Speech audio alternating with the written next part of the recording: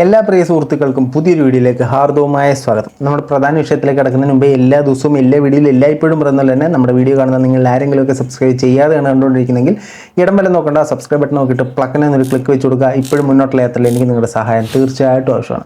ഇനി ഈ സബ്സ്ക്രൈബ് ചെയ്യേണ്ട തൊട്ടപ്പുറത്തൊരു ബെല്ലൈക്കൺ ഉണ്ട്, അന്ന് കിണുകിണ അടിച്ചു വെക്കുക. നമ്മളിടുന്ന വീഡിയോ നോട്ടിഫിക്കേഷൻ നിങ്ങൾക്ക് പടപടെ എത്തും. നമ്മുടെ വീഡിയോസൊക്കെ നിങ്ങൾക്ക് ചടപടയെന്ന് കാണാനും പറ്റും. ഈ വീഡിയോ കാണുന്നവരൊന്ന് ലൈക്ക് ചെയ്തതിന് ശേഷം കമൻറ്റ് ബോക്സിൽ നിന്ന് എന്തെങ്കിലും കമൻറ്റ് ഇടുക. കുറഞ്ഞ പക്ഷേ ഒരു ലൈക്കോ ഒരു ഹാർട്ടോ കമൻറ്റ് ഇട്ടിടുക. നമ്മുടെ ഈ വീഡിയോ റീച്ച് ആകാനായിട്ട് അത് വളരെയധികം നമ്മളെ സഹായിക്കും സുഹൃത്തുക്കളെ. കൂടുതൽ ഘടിപ്പിക്കുന്നില്ല, നേരെ നമ്മുടെ വിഷയത്തിലേക്ക് പറയാം. നമ്മുടെ വിഷയം എന്ന് പറഞ്ഞാൽ ദീപ്തി സീതത്തോട്. അതായത് ഞങ്ങൾ ഇങ്ങനെയൊക്കെ ചാനലിലെ ദീപ്തി സീതത്തോട് കഴിഞ്ഞ ദിവസം ഒരു വീഡിയോ അപ്ലോഡ് ചെയ്യുകയുണ്ടായി. ഈ വീഡിയോയ്ക്കകത്ത് പ്രധാനമായിട്ട് സംസാരിക്കുന്നത് ഇവർ കുറച്ച് നാളുകൾക്ക് മുമ്പ് ആശുപത്രിയിൽ അഡ്മിറ്റ് ആണെന്ന് പറഞ്ഞൊരു കമ്മ്യൂണിറ്റി പോസ്റ്റ് ഇടുകയും അതിനോടനുബന്ധിച്ച് ഒരുപാട് ആളുകൾ, ഇവരെ ഇഷ്ടപ്പെടുന്ന ആളുകളും ഇഷ്ടപ്പെടാത്ത ആളുകളും എന്തുകൊണ്ടാണ് ആശുപത്രിയിൽ അഡ്മിറ്റ് ആയത്, എന്തിനാണ് ചികിത്സ എടുത്തതെന്നൊക്കെ ഉള്ള കാര്യങ്ങൾ ചോദിച്ചു. ഈ ചോദിച്ചതിനെ തുടർന്ന് എന്താണ് ഇവർക്ക് സംഭവിച്ചത്, എന്തിനാണ് ഈ ട്രീറ്റ്മെൻറ്റ് എടുക്കുന്നത് എന്നൊക്കെയുള്ള കാര്യങ്ങളാണ് വിശദമായിട്ട് പറയുന്നത്. ഇവർ ഈ ആശുപത്രിയിൽ അഡ്മിറ്റ് ആകാനുള്ള പ്രധാന കാരണം ഇവരുടെ മുൻ ഭർത്താവാണ്.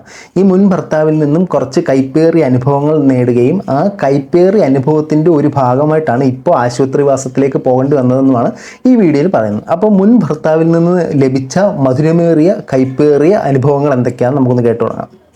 അങ്ങനെ കുറച്ച് നാൾ കഴിഞ്ഞപ്പോൾ തൊട്ട് ആളുടെ യഥാർത്ഥ സ്വഭാവം ഇങ്ങനെ പുറത്തു വന്നു തുടങ്ങി. അതായത് ഒരു ടോക്സിക് റിലേഷൻ എന്ന് നമ്മൾ പറയില്ലേ, നമ്മൾ ആരുടെ മിണ്ടാൻ പാടില്ല, അങ്ങനെ വരാൻ പാടില്ല, ഇങ്ങനെ ഒരുങ്ങാൻ പാടില്ല, അങ്ങനെ സംസാരിക്കാൻ പാടില്ല, ഞാനാണ് നല്ലോണം വർത്തമാനം പറയും. പിന്നെ ഞാൻ വർത്തമാനം ഒതുക്കി. എനിക്കറിയാം, ഞാൻ ഈ പറയുമ്പോൾ ഇതേ അവസ്ഥയെ കൂടെ പോകുന്ന ഒരുപാട് പെൺകുട്ടികളുണ്ട്. ഞാൻ ആദ്യം തന്നെ പറഞ്ഞോട്ടെ, ടോക്സിക് ഇതേപോലെ അനുഭവിക്കുന്ന ആൺകുട്ടികളും ഉണ്ടാവും. അതായത് ഈ ടോക്സിക് റിലേഷൻഷിപ്പിനെ കുറിച്ചിട്ടാണ് ആൾ പ്രധാനമായിട്ട് സംസാരിക്കുന്നത്. ഈ ടോക്സിക് റിലേഷൻഷിപ്പ് എന്ന് പറയുന്നത് നമ്മുടെ ഇപ്പോഴത്തെ സമൂഹത്തിൽ വളരെയധികം കണ്ടുവരുന്നൊരു സാധനമാണ്. ടോക്സിക് എന്ന് പറഞ്ഞാൽ ഒത്തിരി ഒന്നുമില്ല, പൊസസീവ്നെസ് കൂടി പ്രാന്താകുന്ന ഒരു സാധനം. അതായത് നീ അവനെ നോക്കി, നീ ഇങ്ങോട്ട് നോക്കി, അവളെ എനിക്കിഷ്ടമല്ല, നീ അവളോട് മിണ്ടി, അവനെ എനിക്കിഷ്ടമല്ല, നീ അവനോട് മിണ്ടി. ഈ ഒരു സാധനമാണ് ബേസിക്കായിട്ട് പറയുന്നത്. കുറച്ചും കൂടെ പറഞ്ഞു കഴിഞ്ഞാൽ സംശയരോഗം ഇത് തന്നെ സംഭവം. ഈ ടോക്സിക് റിലേഷൻഷിപ്പിൽ കൂടെ പോകുന്നവർ ഒരിക്കലും ആ റിലേഷൻഷിപ്പിൽ ഒരു സന്തോഷം ആഗ്രഹിക്കത്തില്ല, നല്ല സന്തോഷം ലഭിക്കത്തില്ല.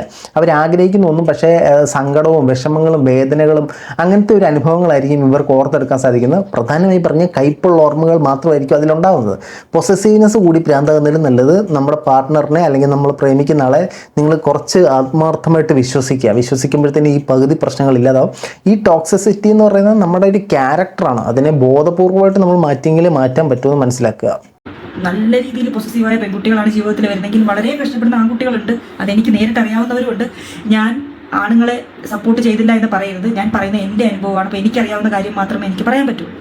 അതെ, അവരുടെ ജീവിതത്തിൽ നടന്നിട്ടുള്ള കുറച്ച് കാര്യങ്ങളെക്കുറിച്ചിട്ടാണ് ഈ വീഡിയോയിൽ പ്രതിപാദിക്കുന്നത്. ഭർത്താവിൽ നിന്നും ഒരു ടോക്സിക് റിലേഷൻഷിപ്പാണ് ആൾ നേരിട്ടുകൊണ്ടിരുന്നത്. അതായത് പുള്ളിക്കാരി അത്യാവശ്യം ഓപ്പൺ മൈൻഡഡ് ആണ്, എല്ലാവരെയും വിശ്വസിക്കുന്ന ഒരാളാണ്, അധികമായി സംസാരിക്കുന്ന ഒരാളാണ്, ഉള്ളിൽ കളങ്കമൊന്നും വെക്കാത്ത ഒരാളാണ്.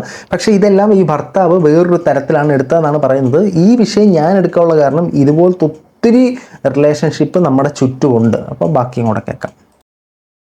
അങ്ങനെ കുറച്ച് ദിവസം കഴിഞ്ഞപ്പോഴത്തേക്ക് അപ്രതീക്ഷിതമായി പുള്ളി എന്നെ ഉപദ്രവിച്ചു എന്ന് പറഞ്ഞാൽ എങ്ങനെ പറഞ്ഞാൽ ഞാൻ ആകെ അങ്ങ് ഷോക്കായിപ്പോയി. കാരണം വീട്ടിലൊന്നും നമ്മളെ ഞങ്ങൾ തല്ലേണ്ട അവസ്ഥയോ കാര്യമൊന്നും വന്നില്ല, ഒരു കാരണമില്ലാണ്ട് ഉപദ്രവിച്ചു. അപ്പോൾ ഒരു സ്റ്റാർട്ടിങ് പുള്ളിക്ക് കിട്ടിയത്, പിന്നെ എല്ലാ കാര്യത്തിലും ഉപദ്രവമായി. ഇതും നമ്മുടെ സമൂഹത്തിലെ പല കുടുംബങ്ങളിലും കണ്ടുവരുന്നൊരു സാധനമാണ്. ഭാര്യ എന്ന് പറയുന്നത് ഭർത്താവിനെ ഉപദ്രവിക്കാനുള്ളൊരു എക്യുപ്മെൻ്റ് ആയിട്ടാണ് പല ഭർത്താക്കന്മാർ കാണുന്നത്. അല്ലെങ്കിൽ ഭാര്യയെ അടിച്ചമർത്തി കീഴ്പ്പെടുത്തിയാൽ മാത്രമേ നമ്മൾ ഡോമിനേറ്റ് ചെയ്യൂ, എന്നാലേ നമ്മുടെ പൗരുഷത്വമുള്ളൂ എന്ന് ചിന്തിക്കുന്ന ഒരുപാട് കുടുംബങ്ങൾ നമുക്ക് മുമ്പിലുണ്ട്. ഇങ്ങനത്തെ കുടുംബജീവിതങ്ങളൊന്നും അധികം നാൾ മുമ്പോട്ട് പോകില്ല എന്നുള്ള കാര്യം നമ്മൾ മനസ്സിലാക്കുക. കാരണം ഒരു പരിധിക്കപ്പുറം ആർക്കും ഈ പൊസസീവ്നെസ്സും ടോക്സിക്കും അല്ലെങ്കിൽ ദേഹോപദ്രവം ശാരീരിക ഉപദ്രവം ഒന്നും സഹിക്കാൻ പറ്റില്ല.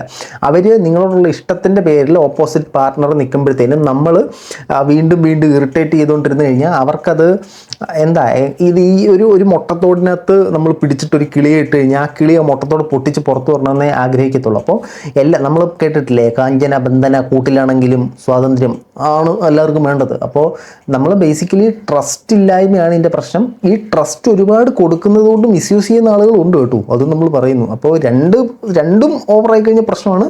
രണ്ടും ബാലൻസ് ചെയ്ത് പോകണം, ഒന്നും ഓവറായി പോകരുത്. എനിക്ക് ഇട്ടെറിഞ്ഞ് പോകാൻ പറ്റില്ല. അതായത് ഇപ്പൊ പലർക്കും തോന്നും നിങ്ങൾക്ക് തമ്മിൽ അന്നേരം കളഞ്ഞാൽ പോരായിരുന്നു, അന്നേരം വേണ്ടെന്ന് വെച്ചത്.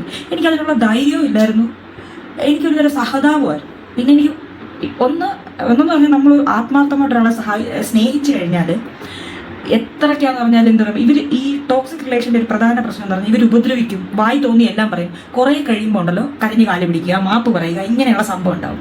നമ്മൾ അതിന് വീണു പോകും. എല്ലാവരും അങ്ങനെയാണല്ല പറഞ്ഞത്, ഞാൻ അങ്ങനെയായിരുന്നു. എനിക്ക് സഹതാപമായിരുന്നു. കാരണം പുള്ളിക്ക് അവർ 3 ആൺകുട്ടികളാണ്.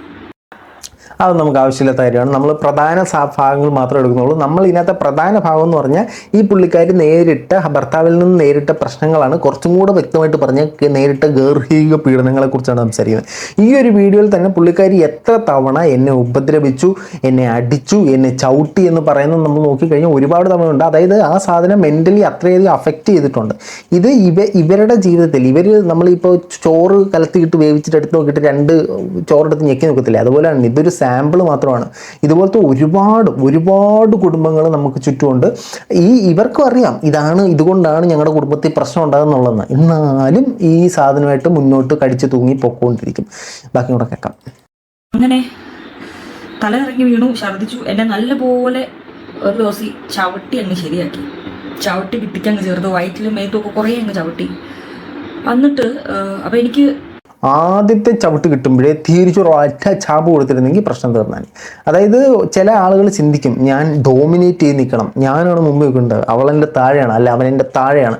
അങ്ങനെ ചിന്തിക്കുന്നിടത്താണ് ഈ പ്രശ്നം. ഈ കുടുംബം എന്ന് പറയുന്നത് 2 പേരും ചേർന്ന് മുന്നോട്ട് പോകേണ്ട ഒരു ടീം വർക്കാണ്. ആ ടീമില്ലാതെ ഞാനിതിൻ്റെ ക്യാപ്റ്റൻ, നീ എൻ്റെ അടിമ എന്ന് പറഞ്ഞുകൊണ്ട് നിൽക്കുന്നതാണ് പല കുടുംബങ്ങളിലും പ്രശ്നം ഉണ്ടാകുന്നത്.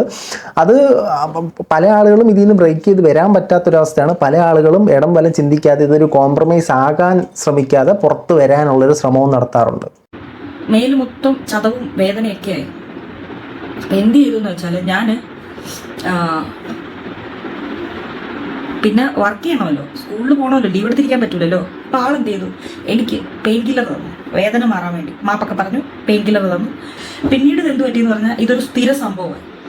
ഉപദ്രവിക്കും, മാപ്പ് പറയും, പെയിൻ കില്ലർ തരും, ഞാനിത് കഴിക്കും. പിന്നീട് ഈ ജയ ജയ ജയ ഹേ പടമുണ്ടല്ലോ, അതിനകത്ത് ഒരു പരിധി കഴിയുമ്പോഴത്തേനും ബേസിലിനെ ആ കൊച്ചെടുത്ത് പഞ്ഞി കിടുമല്ലോ, അതേപോലെ പഞ്ഞി കിട്ടാൻ തീരാവുന്ന പ്രശ്നമുള്ളൂ. അതായത് ഉപദ്രവിക്കും, മരുന്ന് തരും, ക്ഷമ പറയും, ഉപദ്രവിക്കും, ക്ഷമ പറയും, മരുന്ന് തരും. ഇത് ഡെയിലി റൊട്ടീനായി മാറി. അപ്പോൾ ഇത് നമ്മൾ തിരിച്ച് പ്രതികരിക്കുന്നില്ല എന്ന് കാണുമ്പോഴത്തേനും അത് നമുക്ക് ഉപദ്രവിക്കാം, നമ്മൾ പറയുന്നത് കേട്ട് നിൽക്കും എന്ന് ചിന്തിക്കുന്നതാണ് ഇതിനകത്തെ പ്രശ്നം. ഫസ്റ്റ് ഓഫ് ഓൾ പ്രതികരിക്കുക, ഫസ്റ്റ് ഓഫ് ഓൾ സംസാരിച്ച് തീർക്കാൻ നോക്കുക. സംസാരിച്ച് തീർക്കാൻ പറ്റില്ലെങ്കിൽ തിരിച്ച് 2 ജാമ്പ് കൊടുത്ത് കാര്യം അറിയത്തില്ല, നമ്മളെ കുടുംബത്തിൽ തന്നെ നിൽക്കും. പക്ഷെ കൊല്ലരുത് കേട്ടോ. പിന്നീട് എന്ത് പറ്റിയെന്ന് പറഞ്ഞാൽ ഇതൊരു അഡിക്ഷൻ ആണോ എന്താണെന്ന് എനിക്ക് അറിഞ്ഞൂടാ. എനിക്ക് അതായത് എന്നും ശരീരവേദന, എന്നും ഈ പെയിൻ കില്ലർ തന്നെ, ഇത് തന്നെ സംഭവം. അങ്ങനെ ഇത് ഒരു 1-2 ദിവസമല്ല, വർഷങ്ങളോളമായിട്ട് ഇതിങ്ങനെ തുടരുകയാണ്. അതായത് കാലാകാലങ്ങളായിട്ട് അടിക്കുന്നു, ക്ഷമ പറയുന്നു, മരുന്നിരുന്നു, അടിക്കുന്നു, ക്ഷമ പറയുന്നു, മരുന്നിരുന്നു, അടിക്കുന്നു, ക്ഷമ പറയുന്നു, മരുന്നിരുന്നു. ഈ മരുന്നിന് പോലും മനസ്സിലായിട്ടില്ല ഞാൻ അവിടെ ചെന്ന് എന്ത് സാധനം ചെയ്യേണ്ടതെന്നുള്ളത്. എല്ലാ ദിവസവും വരുന്നു, അവിടെ പേന, ഇവിടെ വേദന, ഇന്ന് വന്നിട്ട് വേദന ഇല്ലല്ലോ, എന്നാലും നമ്മൾ പ്രവർത്തിച്ചേക്കാം എന്ന രീതിയിൽ മരുന്ന് ഇറങ്ങി പ്രവർത്തിക്കാൻ തുടങ്ങി. അതായത് ഈ മെഡിസിൻ എന്ന് പറയുന്നത് എല്ലാ തരത്തിലുള്ള ഡ്രഗ്സും, എല്ലാ മെഡിസിൻസും ഒരു തരത്തിലുള്ള അഡിക്ഷനാണ്. ഒരുപാട് പേർക്ക് ചില ജലദോഷത്തിൻ്റെ മരുന്ന് തിന്നുന്ന അഡിക്ഷൻ ആയിരിക്കും, ചില ആൾക്കാർക്ക് കഫ് സിറപ്പ് കുടിക്കുന്ന അഡിക്ഷൻ ആയിരിക്കും, ചില ആളുകൾക്ക് വയറ്റ് പ്രശ്നത്തിനുള്ള മരുന്ന് തിന്നുന്നൊരു അഡിക്ഷൻ ആയിരിക്കും. ഇങ്ങനെ പലതരത്തിലുള്ള ഗുളികയും നമുക്കിടയിൽ അഡിക്ഷൻസ് ഉണ്ടാക്കും കേട്ടോ. ആ അഡിക്ഷൻസ് ഉണ്ടാക്കുന്നത് നല്ല രീതിയിൽ നെഗറ്റീവായിട്ടും ബാധിക്കും നമ്മുടെ ശരീരത്തെ. അപ്രതീക്ഷിതമായിട്ട് ആളുടെ ഫോണ് എനിക്ക് എന്തോ, പുള്ളി ഫോണിൽ ഓരോ ഫോട്ടോസൊക്കെ ഇങ്ങനെ കണ്ട്, മെയിലിൽ നിന്നൊക്കെ ഓരോന്ന് കണ്ടിട്ട് ഫോൺ അവിടെ വെച്ചു. ആളുടെ ഫോണിന് എൻ്റെ കയ്യിൽ, എനിക്ക് ലോക്കറിയാം. ഞാൻ നോക്കുമ്പോൾ ആള്, ഒരു സ്ത്രീ, 2 കുട്ടികൾ, അതായത് ഒരു ഫാമിലി ഫോട്ടോ. അതായത് പുള്ളിക്കാരൻ ഇവരെ പ്രണയിച്ച് വിവാഹം കഴിച്ചു. ഇവർ ജോലി സ്ഥലത്തൊക്കെ പോയി പ്രണയിച്ച് വിവാഹം കഴിച്ചു, വർഷങ്ങളോളം ഒന്നിച്ച് താമസിച്ചതിന് ശേഷം ഒരു ദുർബല നിമിഷത്തിൽ അറിയുന്നത്, അത് നമ്മുടെ ജീവിതത്തിൽ നടന്ന എല്ലാ കാര്യങ്ങളും അവരുമായിട്ട് പങ്കുവെക്കുന്നു, അവരുടെ ജീവിതത്തിൽ കിടന്ന എല്ലാ കാര്യങ്ങളും പങ്കുവെക്കുന്നു, നമുക്ക് ഇത്തരം ശാരീരിക ഉപദ്രവം ഉണ്ടാകുന്നു, എന്നിട്ടും അദ്ദേഹത്തോടുള്ള സ്നേഹം പ്രമാണിച്ച് മാത്രം ഈ ജീവിതം മുന്നോട്ട് കൊണ്ടുപോകുന്നതിന് സാധ്യത.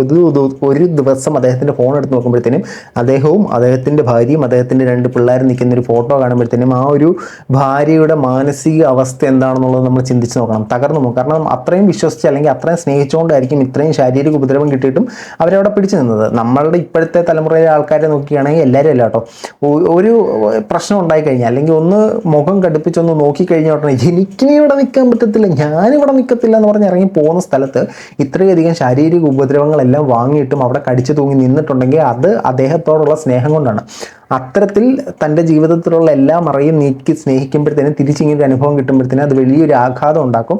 നമ്മളിനി തിരിച്ച് ചിന്തിക്കുകയാണെങ്കിൽ ഇത്തരത്തിൽ ഞാനൊന്ന് വിവാഹിതനായിരുന്നു, എനിക്ക് ഓൾറെഡി മാരേജ് ആയി 2 പിള്ളേരുണ്ട്, ഞാൻ ഇപ്പോൾ ഡൈവേഴ്സ്ഡ് ആണ് എന്നൊക്കെയുള്ള കാര്യങ്ങൾ അദ്ദേഹം തന്നെ ഇവരോട് തുറന്ന് പറഞ്ഞിരുന്നുവെങ്കിൽ അങ്ങനൊരു സംഭവം നടക്കത്തില്ലായിരുന്നു. ഇതിൽ നിന്ന് നമ്മൾ മനസ്സിലാക്കേണ്ട 2 കാര്യങ്ങളാണ്. ഒന്ന്, നമ്മൾ എല്ലാ കാര്യങ്ങളും തുറന്നു പറയുക. മറ്റൊരാൾ അറിഞ്ഞൊരു പ്രശ്നം ഉണ്ടാകുമ്പോൾ അത് വലിയൊരു പ്രശ്നമാവും.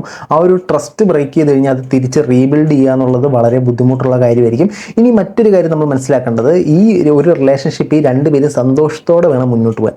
അല്ലാതെ ബുദ്ധിമുട്ടി കഷ്ടപ്പെട്ട് മുന്നോട്ട് പോകുന്നത് ആ ബന്ധം ഒരുപാട് നാൾ നിലനിൽക്കാനുള്ള സാധ്യതയില്ല. അല്ലെങ്കിൽ നിൽക്കുകയാണെങ്കിൽ തന്നെ കഷ്ടപ്പെട്ട് നിൽക്കുന്ന പോലെ ആയിപ്പോകുന്ന കൂടെ മനസ്സിലാക്കുക. ുള്ള ഒരുപാട് പേരുണ്ടാവും. നമ്മൾ ഓർക്കും അവർ നമ്മളെ ചിലപ്പോൾ കൊല്ലും, അല്ലെങ്കിൽ നമ്മളില്ലെങ്കിൽ അവർ പാവം എന്ത് ചെയ്യും, അയ്യോ നമ്മളൊരു ബന്ധത്തിൽ പെട്ടുപോയല്ലോ, അല്ലെങ്കിൽ ഇവർ തന്നെ നമ്മുടെ അടുത്ത ബന്ധം, നമ്മൾ ഇനിയൊരു ജീവിതം നമുക്ക് ഉണ്ടാവില്ല, ഉണ്ടായാൽ തകർത്ത് കളയും എന്നുള്ളൊരു പേടി മനസ്സിലുണ്ടെങ്കിൽ ഒക്കെ വെറുതെയാണ്. ഞാൻ എൻ്റെ ജീവിതം വെച്ചിട്ട് ഞാൻ പറയുക, ധൈര്യമായിട്ട് പുറത്തു പോകുന്നു. ഈ നരകിച്ച് ജീവിക്കുന്നതിന് നല്ലത് ഇവരങ്ങ് കൊല്ലുന്നതാണ്. ഞാൻ പറഞ്ഞിട്ട് ഇവരിങ്ങനെ നരകിച്ച് നമ്മൾ ജീവിക്കുന്നതിൽ തുറന്നു പറയുക, നിങ്ങളുടെ വീട്ടുകാരോട് പറയുക. വീട്ടുകാർ തീർച്ചയായിട്ടും കുറച്ച് വഴക്കൊക്കെ പറയും, തീർച്ചയായിട്ടും വഴക്ക് പറയാം. എനിക്ക് വീട്ടുകാരോട് പറയാനുള്ള ധൈര്യമില്ലായിരുന്നു. ഇത്രയും കൂടെ നിൽക്കുന്ന അച്ചാച്ചി അമ്മയ്ക്കായിട്ടാണെങ്കിൽ പോലും. അതായത് ഇവർ പറയുന്നൊരു പോയിന്റ് എന്ന് പറഞ്ഞു കഴിഞ്ഞാൽ, നിങ്ങളൊരു റിലേഷൻഷിപ്പ് മുന്നോട്ട് പോകണം, നിങ്ങൾക്ക് അത് താങ്ങാൻ പറ്റാത്തൊരു സാഹചര്യമാണെങ്കിൽ അതിൽ നിന്നും പുറത്തേക്ക് വരിക എന്നൊരു കാര്യമാണ് പറയുന്നത്. അതായത് നമുക്ക് ചിറക് തന്നിട്ടുള്ളത് പറക്കാനാണ്. പറക്കേണ്ട സമയത്ത് നമ്മൾ പറക്കുക എന്നാണ് പറയുന്നത്. എല്ലാ കുടുംബത്തിലും പ്രശ്നങ്ങളുണ്ടാകും. നമ്മൾ എപ്പോഴും പറയുന്നതാണ് മറ്റേ ചട്ടിയടം കാലത്തിൻ്റെ ഒരു എക്സാമ്പിൾ. അപ്പോൾ നമ്മുടെ കുടുംബത്തിൽ ഇത്തരത്തിലുള്ള പ്രശ്നം ഉണ്ടാകുമ്പോഴത്തേനും ഫസ്റ്റ് ഓഫ് ഓൾ നമ്മളിത് പറഞ്ഞ് തീർക്കാൻ ശ്രമിക്കുക, അതൊരു കോംപ്രമൈസ് ടോക്ക് ആക്കുക, ഇത്തരത്തിലുള്ള പ്രശ്നങ്ങളെല്ലാം സോൾവ് ചെയ്യാനായിട്ട് ശ്രമിക്കുക.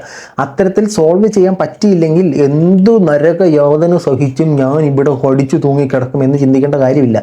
2 പേർക്കും പറ്റത്തില്ല. മ്യൂച്വലി പറഞ്ഞ് നിങ്ങൾ 2 വഴിക്കായിട്ട് പോവുക, നിങ്ങൾക്ക് വേണ്ട ജീവിതം തിരഞ്ഞെടുക്കുക എന്നൊരു സാഹചര്യം തന്നെ എടുക്കുക. അത് ഒരു മീൻസ് പറ്റുന്നത്ര മാക്സിമം ഇത് ഒരു ബിൽഡ് ചെയ്ത റിലേഷൻഷിപ്പ് ശരിയാക്കി മുന്നോട്ട് പോകുക, അല്ലെങ്കിൽ ആ ഒരു കുടുംബജീവിതം മുന്നോട്ട് കൊണ്ടുപോകാൻ ശ്രമിക്കുക. അത് നടക്കാത്ത പക്ഷത്തിൽ അത് വേർപിരിയുന്നത് തന്നെ ആയിരിക്കും നല്ലത്. കഷ്ടപ്പെട്ട് നമ്മൾ ജീവിച്ചിരുന്നിട്ട് പ്രത്യേകിച്ച് ഒന്നും സാധിക്കാനില്ല എന്നുള്ള കാര്യം കൂടെ മനസ്സിലാക്കുക. ഇനി നമ്മൾ ഈ വീഡിയോ എടുക്കാനുള്ള മെയിൻ കാരണം എന്ന് പറഞ്ഞാൽ, ഇത്തരത്തിലുള്ള പ്രശ്നങ്ങൾ നമ്മുടെ സമൂഹത്തിൽ ദിനം നമ്മൾ കാണുന്നതാണ്. ഭാര്യ ഭർത്താവിനെ വെട്ടിക്കൊന്ന് കെട്ടിത്തത്ത്, ഭാര്യ ഭർത്താവിൻ്റെ ഫോണിൽ വേറൊരു പെണ്ണിൻ്റെ ഫോട്ടോ കണ്ടതിന് തിളച്ച വെള്ളവും എണ്ണയും കൂടെ ചൂടാക്കി സ്വകാര്യ ഭാഗത്തേക്ക് വെച്ച് ഭാര്യ മറ്റ് കാമുകനുമായിട്ടുള്ള ബന്ധം കണ്ടിട്ട് തല്ലിക്കൊന്നു എന്നൊക്കെയുള്ള സാധനങ്ങൾ നമ്മൾ സ്ഥിരം കാണുന്നതാണ്. ഇത് നമ്മുടെ കുടുംബത്തിലൊക്കെ ഉള്ളതാണ്. ഫസ്റ്റ് ഓഫ് ഓൾ നിങ്ങളൊരു 2 പേര് കുടുംബമായിട്ട് ജീവിക്കുമ്പോൾ, അല്ലെങ്കിൽ 2 പേര് പ്രണയത്തിലിരിക്കുമ്പോഴത്തേനും നിങ്ങൾക്കിടയിലുള്ള ട്രസ്റ്റ് നല്ല രീതിയിൽ ബിൽഡ് ചെയ്യാൻ ശ്രമിക്കുക. ഈ പൊസസീവ്നെസ് ഒക്കെ ഉണ്ടാവും, ഇതൊക്കെ ഇതിനകത്തുള്ളതാണ്. അത് ഇല്ലാതാക്കണമെന്ന് നമ്മൾ പറയുന്നില്ല, അതൊന്നും നടക്കാനും പോകുന്നില്ല. പക്ഷേ ആ ഒരു റിലേഷൻഷിപ്പ് കറക്റ്റായിട്ട് കൊണ്ട് നടക്കാനുള്ള ബോധം നിങ്ങൾക്ക് ഉണ്ടാവുക എന്നുള്ളതാണ്. അതായത് ബി മെച്യൂർഡ് എന്ന് മനസ്സിലാക്കുക. അപ്പോൾ നിങ്ങളുടെ ആരുടെയെങ്കിലും കുടുംബത്തിൽ ഇത്തരത്തിലുള്ള എന്തെങ്കിലും പ്രശ്നങ്ങളുണ്ടെങ്കിൽ എത്രയും പെട്ടെന്ന് പറഞ്ഞ് സോൾവ് ആക്കുക. ഒരാൾ മാത്രം വിചാരിച്ചാൽ സോൾവ് ആക്കത്തില്ല. ഇങ്ങനെ സൗണ്ട് കേൾക്കത്തില്ലോ, ഇങ്ങനെ സൗണ്ട് കേൾക്കത്തുള്ളൂ. അപ്പോൾ 2 പേരും കൂടെ ചിന്തിച്ച് സംസാരിച്ച് പ്രശ്നങ്ങളുണ്ടെങ്കിൽ അത് സോൾവ് ചെയ്യുക, പ്രശ്നങ്ങളില്ലെങ്കിൽ പ്രശ്നങ്ങൾ ഉണ്ടാകാതിരിക്കാനുള്ള പ്രിക്കോഷൻസ് എടുക്കുക. ഇത്രയും പറഞ്ഞുകൊണ്ട് നമ്മുടെ ഈ വീഡിയോ അവസാനിപ്പിക്കണം. മറ്റൊരു വീഡിയോ ആയിട്ട് വന്നേരം.